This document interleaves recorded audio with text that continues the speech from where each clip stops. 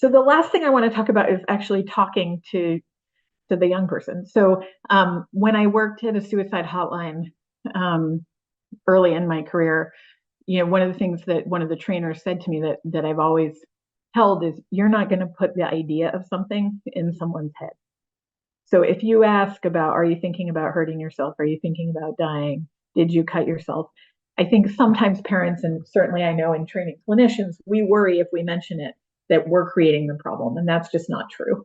So you should feel free, comfortable, and I would encourage you to ask those questions and ask them directly. The kinds of questions that you can think about asking are things like, walk me through it. How does it feel before, during, after? That if we think about that waterfall analogy, and what that's doing is it's showing your child or teenager or young adult a willingness to really hear, that you're really interested in what that experience is like for them. Um, Being open to the idea that it is an effective coping mechanism, albeit potentially a dangerous one. So, what is it helping you with? Because then you can think about what's that need or that feeling that we need to help teach that young person how to cope with in a different way. Is there anything stressing you out right now? And how can I help you with that? What's it like for you to talk to me about this?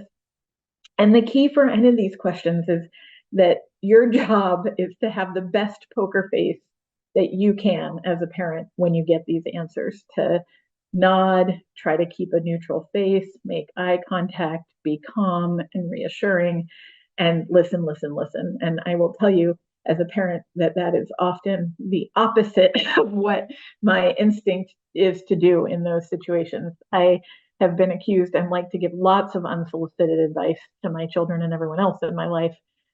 But really, if we think about cutting as a language, as a behavior, as a language of need, your job is to say, I see you asking for help and I want to help you. That's what you're trying to communicate.